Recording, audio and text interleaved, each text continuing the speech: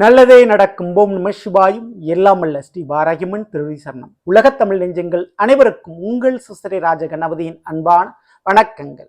இன்றைய பதிவில் விருச்சிக ராசி அனுஷ நட்சத்திரத்தில் பிறந்த நண்பர்களே, வாழ்க்கையில நமக்கு சில பேர் கொடுப்பார்கள் அல்லது சில பேர் நம்மளோட வாழ்க்கையை கெடுப்பாங்க. சில பேர் நம்ம வாழ்க்கையில் நமக்கு கிடைக்கக்கூடிய விஷயங்களை தடுப்பார்கள்.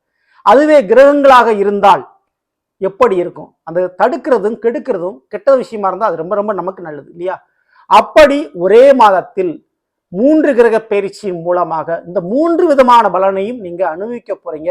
அது நல்லதா கெட்டதா, அது எந்தெந்த விஷயத்துல அப்படின்றத இன்றைய பதில பார்க்க போறோம். அனுச நட்சத்திரத்திற்கு பார்க்க போறோம். ஸோ பதிவை ஃபுல்லா பாருங்க. மேலும் நம்ம சேனல்ல ஏற்கனவே விருச்சிக ராசி அனுச நட்சத்திரத்தில் பிறந்த உங்களுக்கு சனி பயிற்சி பலன்கள் பதிவிட்டாச்சு.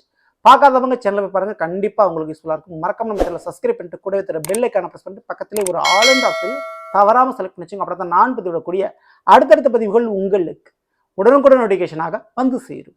விருச்சிக ராசி அனுச நட்சத்திரத்தில் பிறந்த நண்பர்களே, எந்த ஒரு கிரகம் கொடுத்தாலும் தடுக்க முடியும் சனி பகவானால்.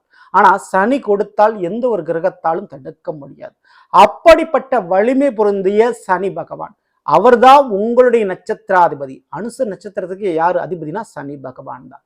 அவர் இப்பொழுது மீன ராசியில் உங்களுடைய விருச்சிகத்திற்கு 5ஆம் வீடான பூர்வ புண்ணிய ஸ்தானத்துல அமர்ந்திருக்கிறார். ஸோ உங்கள் நட்சத்திராதிபதி 5ல் அமர்ந்திருக்கிறது மிக மிக நல்ல விதமான ஒரு யோகம். எண்ணங்கள் ஈடேறும், ஆசைகள் பூர்த்தி அடையும், தேவைகள் நிவர்த்தி அடையும். இந்த வருடம் அது தாராளமா எதிர்பார்க்கலாம். சரிங்களா? நினைத்ததை நடத்தி காட்டிடுவாங்க, கொடுத்துருவாங்க உங்களுக்கு கிரகங்களும் தெய்வங்கள். இப்போ இந்த தருணத்துல சனி பயிற்சிக்கு பிறகு மே மாதம் 14ஆம் தேதி குரு பயிற்சியும், மே மாதம் 18ஆம் தேதி ராகுகேது பயிற்சியும் நடைபெறப்போகுது. ஒரே மாதத்துல 3 கிரக பயிற்சி. ஸோ இந்த 3 கிரகங்கள் மாறுவதால் 3 விதமான பலனை நீங்க அனுபவிக்க போறீங்க. அதுக்கு தயாரா இருங்க. ஸோ அதுல என்னென்ன கிரகங்கள் என்னென்ன மாதிரி உங்களுக்கு பலனை கொடுக்க போகுது? முதல்ல உங்களுடைய விருச்சிகத்திற்கு 5ஆம் இடம் மீனத்தில் இருக்கக்கூடிய ராகு 18ஆம் தேதி பயிற்சி அடைஞ்சு அப்படியே கும்பத்துக்கு வராரு. உங்களுடைய விருச்சிகத்திற்கு அது 4ஆம் வீடு. சரிங்களா? சனியோடு சேர்க்கை ஏற்பட்ட ராகு சனியுடன் பிரிந்து சனி ஏற்கனவே இருந்த வீடான கும்பராசிக்கு வந்து சேர்றாரு இந்த ராகு பகவான். ஸோ விருச்சிகத்திற்கு அது 4ஆம் வீடு.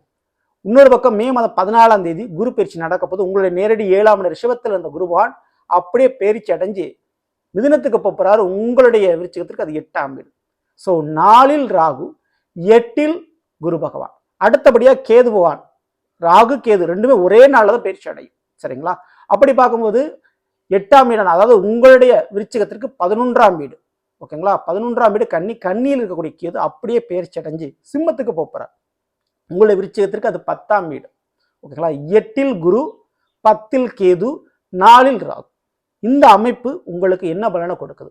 முக்கியமா புரிஞ்சுங்க. உங்களுடைய நட்சத்திராதிபதி 5ல் இருக்க போறாரு. மீன ராசியில சனிவான் இருக்கிறார். அதுல எந்த மாற்று கருத்தும் இல்லை.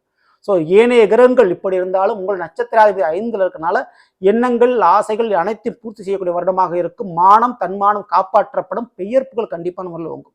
அது எந்த வழியில கிடைக்கும்? ஸோ இந்த 3 கிரக பயிற்சி இதுல எந்தெந்த கிரகம் எதை கெடுக்க போது, எதை கொடுக்க போது, எதை தடுக்க போகுது? முதல்ல ராகுப்புல் கொடுப்பார் இல்லை, கேதுப்புல் கெடுப்பார் இல்லைன்னு சொல்லுவாங்க. ஸோ அந்தந்த கிரகத்துக்குண்டான காரக குணம் ஒன்று உண்டு.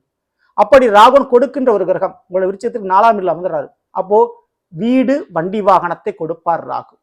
கல்வியில கொஞ்சம் தடையை ஏற்படுத்துவார். அதே நேரத்துல மேற்கொண்டு படிக்கின்ற சூழலை உருவாக்கி கொடுப்பார். ஏதாவது ஒரு கலையை கற்றுக்கொள்ளக்கூடிய வாய்ப்பை கொடுப்பார்.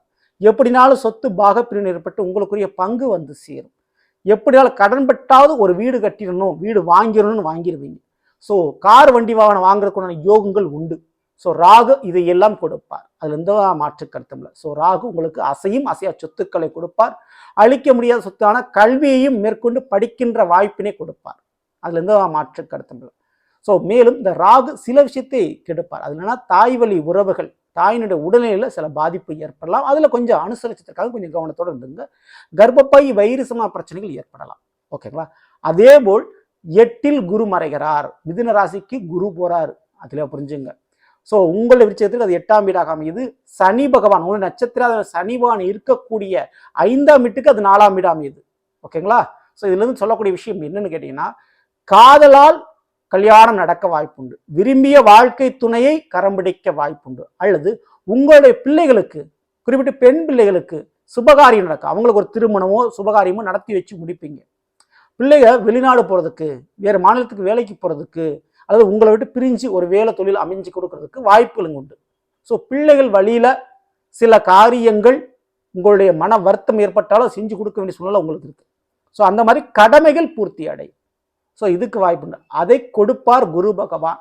அதே நேரத்தில் இந்த 8ஆம் வீடு இல்லையா, அதனால கொஞ்சம் கொஞ்சம் வம்பு வழக்கு பிரச்சனையும் கொடுக்கக்கூடிய கிரகமாக இருக்கிறது. ஸோ இதுல தாய் மாமன் அல்லது மாமன் வழி உறவுல பிரச்சனை இருந்தால் அந்த பிரச்சனையை கெடுப்பார். ஸோ அந்த பிரச்சனை உங்களுக்கு பெருசாக வராது. அவங்களால தொல்லைகள் இருந்தால் தொல்லை குறையும். படிக்கின்ற இடத்துல எதிரிகளோ துரோகிகள் இருந்தால் அவங்க தொல்லை குறையும். அதெல்லாம் கெடுப்பார் இந்த குரு பகவான். சரிங்களா? ஸோ இதுல நீங்க கவனத்தோடு இருக்க வேண்டிய விஷயம் எதுன்னா, வயிறு சம்பந்தமான கோளாறுகளில் கொஞ்சம் கவனத்தோடு இருந்துக்குங்க. சரிங்களா? அடுத்தபடியா கேது பகவான் உங்களுடைய விருச்சிகத்திற்கு 11ஆம் இடமான கன்னியில் இருந்தவர் அப்படியே 10ஆம் இடமான சிம்மத்துக்கு போயிடுறாரு. அதுவும் தொழிற்ஸ்தானம். அப்போ அனுச நட்சத்திரத்துல பிறந்தவங்களுக்கு 5ல் சனி இருக்கிறனால வேலை வாய்ப்புக்கு தான் வாய்ப்பு அதிகம். இப்போ 10ல் வேற கேது வந்துடுறாரு. ஸோ நீங்க அனுச நட்சத்திரத்துல பிறந்திருந்தா தொழிலை விட வேலையில் கவனத்தை செலுத்துங்கள். இல்லை நான் பிசினஸ் பண்ணிக்கிட்டு இருக்கேன் சார் அப்படின்னா, உங்களுடைய தொழிலாளர்களை நம்பி சில காரியத்தை நீங்க விடுறதை விட நீங்களே களத்தில் இறங்கி அந்த வேலையை பார்ப்பது உங்களுக்கு ரொம்ப ரொம்ப நல்லது. அடுத்தவர் நம்பி ஒரு வேலையை ஒப்படைக்கிறத விட நீங்க அந்த வேலையை பார்த்துக்கிறது நல்லது. கொஞ்சம் சோம்பேறித்தனத்தை தவிர்க்கிறது நல்லது. மற்ற தொழிலாளர்கள் அது கூட வேலை பார்க்குறவங்க இவங்களை கண்மூடித்தனமா நம்பிடாதீங்க, அந்த வேலையை முடிப்பாங்கன்னு சொல்லி. சரிங்களா? நீங்கள் களத்தில் இறங்கிறது ரொம்ப நல்லது. இப்போ 10ல் கேதுபான் வரும்போது மருத்துவத்துறைக்கும் வெளிநாடு சம்பந்தமான துறைக்கும் சரி, அதே போல டீச்சிங் லைன் துறைக்கும் கம்ப்யூட்டர் சம்பந்தமான துறைக்கும் யோகம் இருக்குது. இந்த 4 துறையில் இருக்கக்கூடிய அனுசரிச்சிருப்பவங்களுக்கு மிகப்பெரிய ஒரு நல்லது நடக்கும். இதுல நீதித்துறையும் பொருந்தும். ஸோ நீதித்துறையை சார்ந்த சில நல்ல காரியங்கள் உங்களுக்கு நடக்கும். இப்போ கேதுவான் இந்த 10ஆம் இடத்துல இருக்காரு, தொழில் விஷயத்தை கொஞ்சம் கெடுப்பாரு தடுப்பார், அதுக்கு வாய்ப்பு இருக்கு. சரிங்களா? அதுல கொஞ்சம் கவனத்தோட நீங்க இருந்துக்குங்க. இப்போ சூரியன் தான் இந்த சிம்மராசிக்கு அதிபதி. சரிங்களா? இப்போ வம்பு வழக்கு கோர்ட்டு கேஸ் பிரச்சனை அரசாங்க வழியில் ஏதாவது ஒரு பிரச்சனை இருந்தால் அதை கெடுப்பார். அப்போ அதை கெடுத்தா அது உங்களுக்கு நல்லது தானே. ஸோ அப்படி கோர்ட்டு கேஸ் பிரச்சனை கெடுப்பதால் உங்களுக்கு நன்மை நடக்கும். அனுசரிச்சதுக்காரங்களுக்கு அரசாங்க வழியிலிருந்து ஏதாவது ஒரு பணம் வர வேண்டியது இருக்கு, உங்களுக்கு ஒரு நேரம் ஏதாவது ஒரு லோன் வர வேண்டியது இருக்கு, அது கிடைக்கும். தீர்ப்பு உங்களுக்கு பக்கம் சாதகமாக கிடைக்க வாய்ப்பு உண்டு. அதே போல தந்தை வழி உறவுகளால் பிரச்சனை இருந்தால் அந்த பிரச்சனை சரியாகும். அதையெல்லாம் கெடுப்பார் இந்த கேதுவான். கேது கெடுப்பதால் ஒரு நன்மைனா உங்களுக்கு இந்த நன்மைகள் உங்களுக்கு கிடைக்கும். ஸோ இதே போல உங்களுடைய நட்சத்திர சனிவான் 5ல் இருக்கிறார், தெளிவா புரிஞ்சுங்க. ஸோ 5ல் இருக்கக்கூடிய சனிக்கு ராகு 12ல் இருக்கிறார். அப்போ பயணங்கள் இடமாற்றம் ஏற்பட வாய்ப்புண்டு. 5ல் இருக்கக்கூடிய சனிக்கு 4ஆம் வீட்டான மிதுனத்துல குருவான் இருக்கிறாரு. பிள்ளைகளுக்காகவும் காதலுக்காகவும் சில காரியங்கள் பண்ணுவீங்க.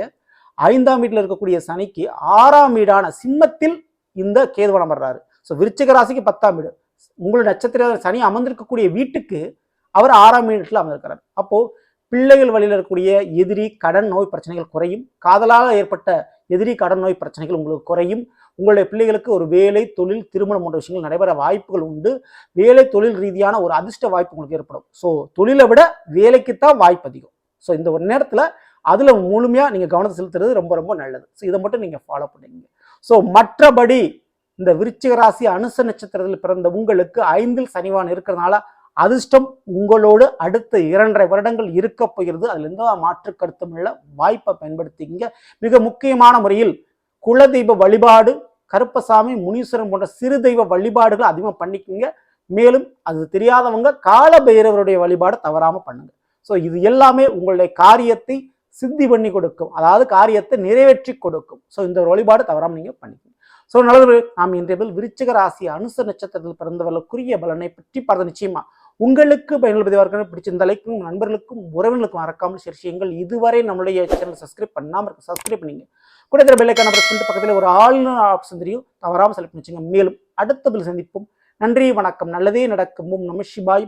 எல்லாம் வல்ல ஸ்ரீ பாராகியம்மன் திருவடி சரணம்.